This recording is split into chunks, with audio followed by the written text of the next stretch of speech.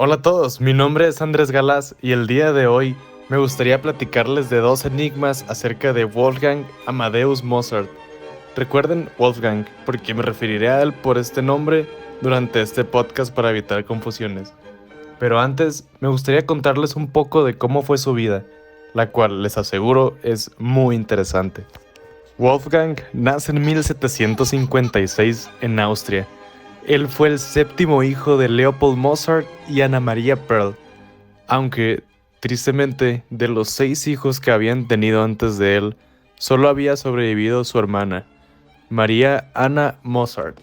En su casa no faltaba para nada la música, ya que su padre era violinista, compositor y maestro de música, lo que se vio muy reflejado en Wolfgang, quien a los 3 años ya mostraba una fuerte comprensión de los acordes. Lo que nos lleva a nuestro primer enigma, que estoy seguro que lo sorprenderá. Mozart fue llamado de muchas formas, probablemente ya han escuchado muchas de ellas. Fue llamado genio, un prodigio, el milagro incluso, pero nadie podía negar sus increíbles capacidades como músico. Es increíble no solo cómo desde esta edad era tan bueno, sino que también el cómo a los 6 años ya era un intérprete avanzado de piano y un gran violinista. Pero sigue siendo un enigma cómo a esta edad él ya podía improvisar de una manera extraordinaria. Nadie se explicaba cómo podía hacer esto un niño de su edad. Aunque, bueno, también es importante saber que su padre había publicado un manual muy útil sobre iniciación al arte del violín, así que, como tal, sí tuvo un muy buen tutor. Luego del talento de su hijo y de María Ana, quien también había demostrado ser muy buena, Leopold decide llevarlo a muchas partes de Europa para presentarlo y que los demás puedan presenciar el talento de sus hijos. En una ocasión a Wolfgang lo pusieron a prueba, tapando el teclado del clavicordio, con lienzo para no poder ver ni sentir las letras. Como se podrán imaginar, eso no impidió que Wolfgang deleitara los oídos de todos con su música, aun con estas limitaciones. Cada vez su popularidad creció más y más, a tal grado que dicha popularidad y la intriga de la gente por si esto era real llegó a los oídos de un abogado llamado Daines Barrington, quien investigó el caso de Wolfgang. Su investigación, titulada Informe sobre un joven músico muy remarcable, concluyó en que la historia era verdadera. Él tuvo la oportunidad de presenciar cómo el niño prodigio tenía un verdadero talento, tanto para tocar canciones como para improvisar. Pero no solo eso, sino que en su investigación también concluyó que aparte de ser un genio como todos decían, aún seguía siendo un niño por dentro. Más tarde, deciden irse a visitar muchos más lugares para que Wolfgang pudiera seguir mostrando sus habilidades. Esto fue por 3 años aproximadamente.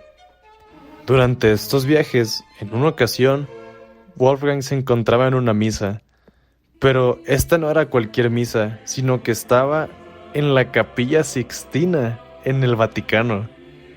Ahora nos encontramos frente al segundo enigma de Mozart.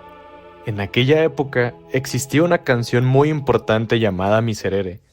Dicha canción no se podía escuchar en ninguna otra parte que no fuera en el Vaticano. El Papa había prohibido que se tocara fuera de la iglesia o se copiara, y si alguien se atrevía a hacerlo, habría sido castigado siendo excomulgado. A pesar de esto, Wolfgang estuvo poniendo la suficiente atención como para poder aprender la canción completa. En cuanto salió de esa misa, replicó en su totalidad dicha canción. Hasta la fecha, sigue siendo un enigma el cómo alguien logró hacer eso a la primera y con tal precisión, lo cual nos vuelve a confirmar la grandeza de este músico. Hay que considerar que en este momento tenía tan solo 14 años. Dicha canción más tarde se la dio un historiador, quien la publicó terminando de una vez con el gran secreto de dicha canción.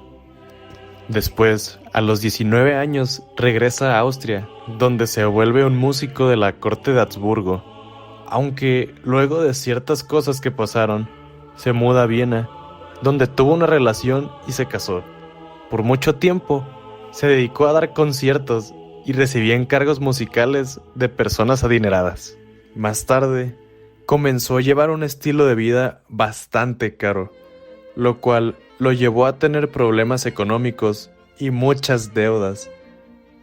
Esto es algo que es bastante sorprendente, considerando la gran relevancia de su música, incluso hasta nuestros días. A sus 35 años de edad, Wolfgang ya había escrito más de 600 obras. Su última obra fue un encargo para escribir la composición de un requiem, que para los que no sepan, un requiem, o también llamado misa de requiem, es la misa de difuntos. Pero, tristemente, esta fue terminada por su mejor amigo debido a su fallecimiento.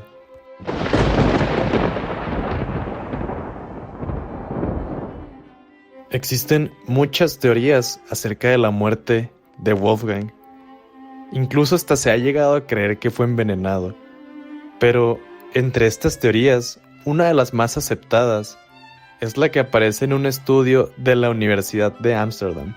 Su fallecimiento fue debido a un fallo renal que se derivó de una faringitis estreptocoica. Cuéntenme, ¿qué les parece la increíble vida de este músico y los enigmas en sus hazañas? Muchas gracias por escucharme y que tengan buen día.